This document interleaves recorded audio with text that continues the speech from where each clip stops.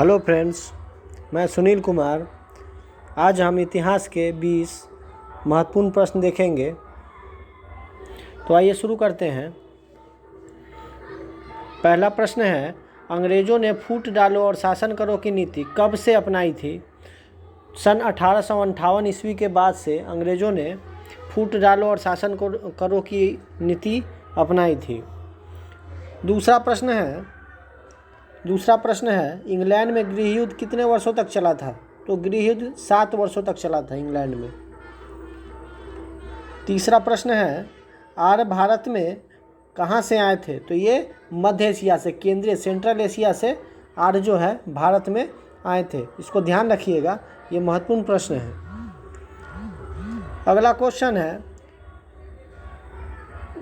4 number question है, किस अवधि में रामायण एवं महाभारत की रचना हुई थी? तो ये आर्य अवधि में, आर्य जब आए थे उसी अवधि में रामायण और महाभारत की रचना हुई थी। अगला प्रश्न देखते हैं, गुप्त समाज की स्थापना किसने की थी? गुप्त समाज की स्थापना चंद्रगुप्त मौर्य ने की थी। अगला प्रश्न देखते हैं, पानीपत की दूसरी लड़ाई किनके बीच हुई थी? तो ये पानीपत की दूसरी लड़ाई 1556 ईस्वी में बैरम खां और हेमू के बीच हुई थी। हेमू ही था जो हिंदू शासक, अंतिम हिंदू शासक था जो दिल्ली पे राज किया था। और पानीपत की प्रथम लड़ाई 1526 ईस्वी में हुई थी।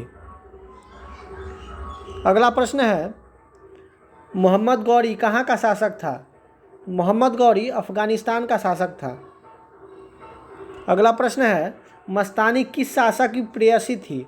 तो ये बाजीराव पेशवा, मूवी देखे हैं ना, बाजीराव पेशवा, उसी मस्तानी उसी की प्रेयसी थी। अगला प्रश्न है, बिहार को किस मुस्लिम शासक ने सर्वप्रथम जीता था? तो ये था तुर्क का बख्तियार खिलजी जिसने नालंदा विश्वविद्यालय में आग लगा दिया था, वही था बिहार को जीतने वाला पहला मुस्लिम शासक। अगला प्रश्न देखते हैं, मुगल काल में सर्वप्रथम किस शहर में अंग्रेज़ों ने अपने कारखाने स्थापित किए थे? मुगल काल में सर्वप्रथम किस अंग्रेज जब आए थे तो मुगल काल में सबसे पहले कहाँ पे स्थापित किए थे कारखाना? तो ये सूरत में किए थे, सूरत बंदरगाह पे, सूरत में ही किए थे। अगला प्रश्न हम देखते हैं, 11 नंबर प्रश्न है,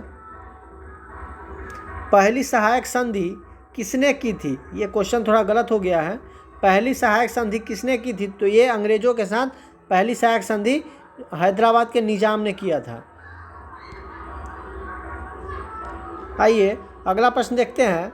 प्रश्न 12 है, कर्नाटक संगीत का पितामह किसे कहा जाता है? तो कर्नाटक संगीत का पितामह पुरंदर दास को कहा जाता है। अगला प्रश्न है, किसके शासन काल में प्रथम चीनी यात्री भारत में आया था? प्रथम चीनी यात्री जो है किसके शासन काल में भारत में आया था? तो ये चंद्रगुप्त द्वितीय के शासन काल में पहला चीनी यात्री जो है भारत आया था। अगला प्रश्न है, प्रश्न 14, निम्नलिखित मुगल शासकों में से किसे प्रिंस ऑफ बिल्डर्स के नाम से पुकारा जाता है?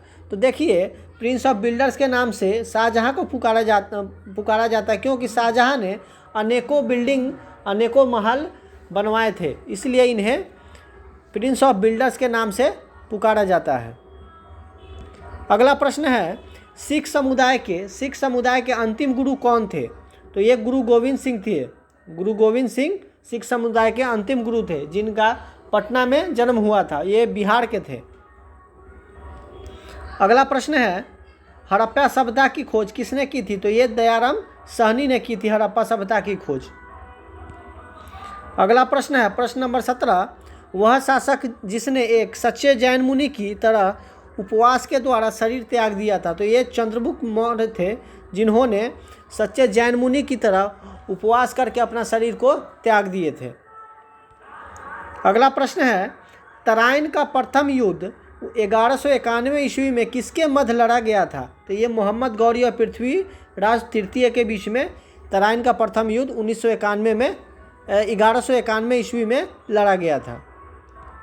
अगला प्रश्न है, बंगाल को मुगल साम्राज्य से पृथक कर स्वतंत्र किया था? तो ये मुर्शीद कुली खां थे जिन्होंने बंगाल को मुगल साम्राज्य से पृथक करके स्वतंत्र किया था।